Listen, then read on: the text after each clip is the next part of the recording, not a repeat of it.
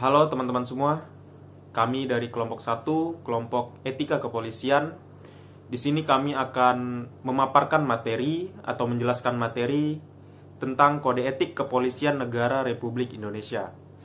Sebelum kami mulai menjelaskan seluruh materi yang akan kami bawakan, ada baiknya saya memperkenalkan seluruh anggota kelompok dari kelompok 1 ini. Yang pertama yaitu ada Amelinda Sidokombung Saronggalo, Nindi Khairunisa, Z. Saifullah Rahimah, Margarita Dewi, Ratna, Ananda Aisyah Putri, Rini, Nuria Masita, Audrey Devi Rianda Amor, Mita Lidiana, Suci Fitriani Hafsah, dan saya sendiri Khalid Darwis. Adapun materi yang akan kami bawakan yaitu yang pertama adalah pengertian singkat dari kepolisian, lalu pengertian kode etik Polri, lalu yang ketiga yaitu fungsi kode etik Polri, keempat dasar hukum kode etik Polri, kelima mekanisme pelaksanaan kode etik kepolisian, keenam pihak pelaksana kode etik,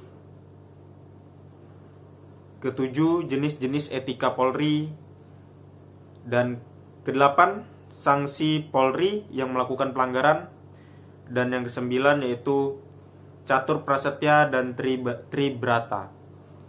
Tanpa panjang lebar, langsung saja kita masuk ke penjelasannya. Nah, jadi untuk materi yang pertama ini yaitu tentang pengertian singkat Polri. Polri menurut pasal 5 Undang-Undang Nomor 2 Tahun 2002 tentang Kepolisian Negara Republik Indonesia adalah alat negara yang berperan dalam memelihara keamanan dan ketertiban masyarakat, menegakkan hukum, serta memberikan perlindungan, pengayoman, dan pelayanan kepada masyarakat dalam rangka terpeliharanya keamanan dalam negeri. Selanjutnya saya akan menjelaskan pemaparan selanjutnya. Pengertian Kode Etik Polri atau Kode Etik Profesi Polri atau KEPP menurut pasal 1 angka 5 Perkap RI nomor 14 tahun 2011 adalah norma-norma atau aturan-aturan yang merupakan kesatuan landasan etik atau filosofis yang berkaitan dengan perilaku maupun ucapan mengenai hal-hal yang diwajibkan, dilarang, patut, atau tidak patut dilakukan oleh anggota Polri dalam melakukan tugas, wewenang, dan tanggung jawab jabatan. Terima kasih. Baik, di sini saya akan menjelaskan tentang fungsi kode etik Polri itu sendiri. Jadi, pada dasarnya, tujuannya adalah berusaha meletakkan etika kepolisian secara proporsional dalam kaitannya dengan masyarakat.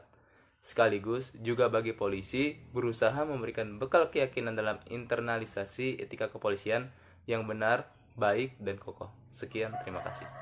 Ini saya akan menjelaskan tentang dasar hukum kode etik Polri. Dasar hukum kode etik Polri ada 5. Yang pertama, Undang-Undang Nomor 2 Tahun 2002 tentang Kepolisian Negara Republik Indonesia. Kedua, ada Peraturan Pemerintah Nomor 1 Tahun 2003 tentang pemberhentian anggota Kepolisian Negara Republik Indonesia. Ketiga, ada Peraturan Pemerintah Nomor 2 Tahun 2003 tentang peraturan disiplin anggota Kepolisian Negara Republik Indonesia. Dan dasar hukum selanjutnya yaitu Peraturan Presiden Nomor 52 Tahun 2010 tentang susunan organisasi dan tata kelola Kepolisian Negara Republik Indonesia. Peraturan Kapolri Nomor 14 Tahun 2011 menggantikan Peraturan Kapolri Nomor 7 Tahun 2006. Peningkatan pengaturan kode etik profesi Polri dalam bentuk Peraturan Kapolri adalah untuk memenuhi ketentuan Undang-Undang Nomor 10 Tahun 2004 tentang pembentukan peraturan perundang-undangan menurut pasal 7 ayat 4 Undang-Undang Nomor 10 Tahun 2004.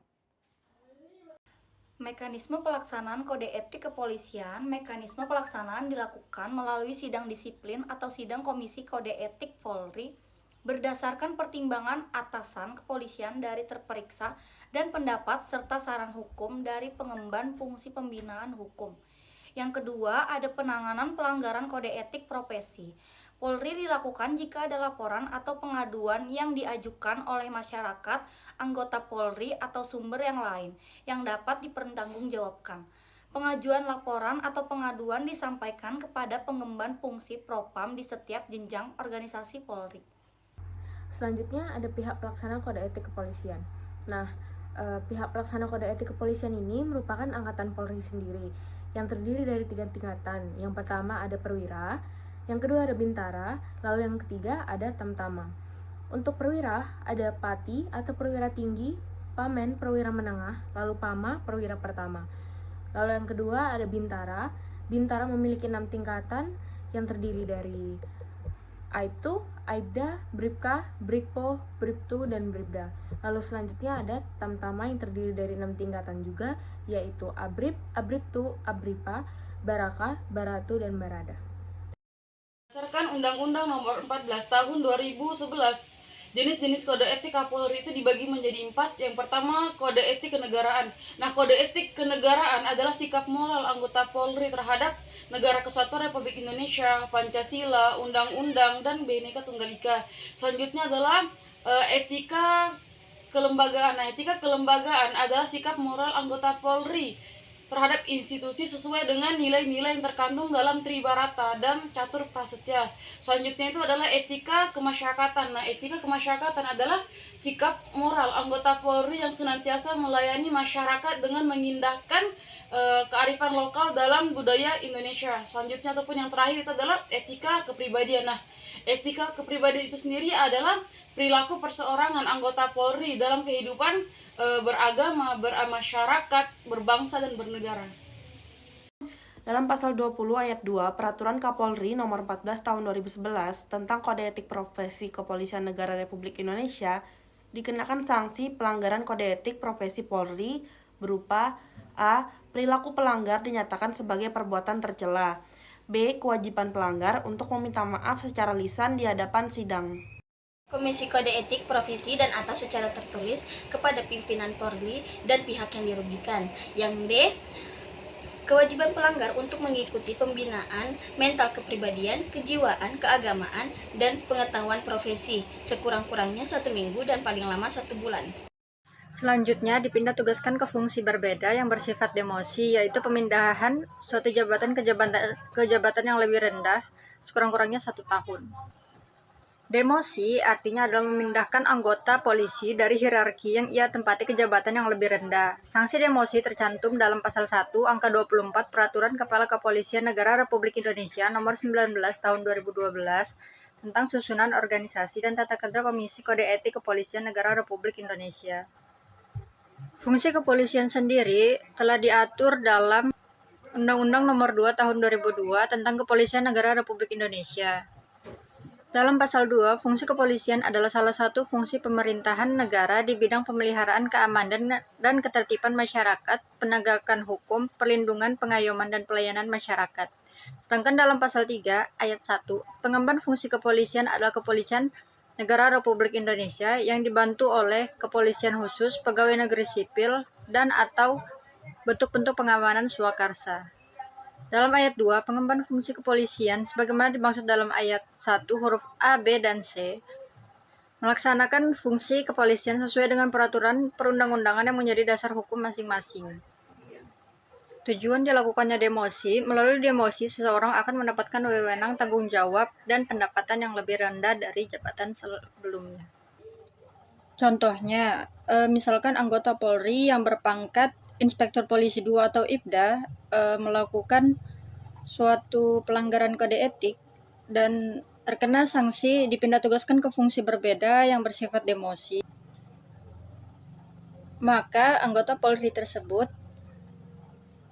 akan diturunkan pangkat dan jabatannya menjadi bintara tinggi atau setidaknya pangkat bintara. Di sini saya akan menjelaskan sanksi polisi yang melakukan pelanggaran.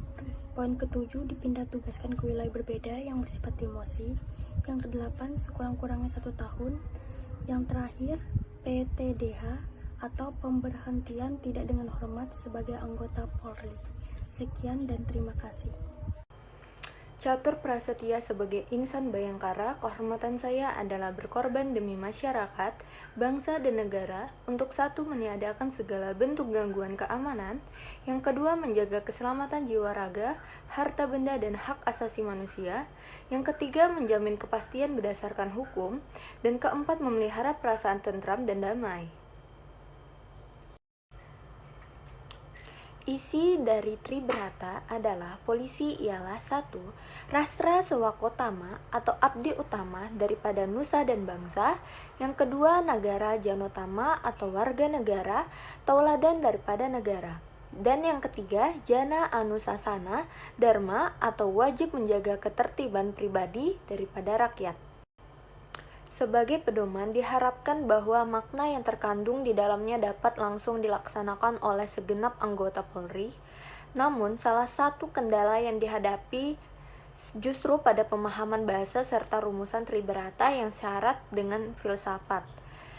Kemampuan anggota Polri, terutama pada tingkat bawah, untuk mencerna nilai-nilai yang sifatnya filsafat, ternyata sulit, dan oleh karenanya diperlukan rumusan dalam bahasa Indonesia yang lebih sederhana dan mudah dimengerti.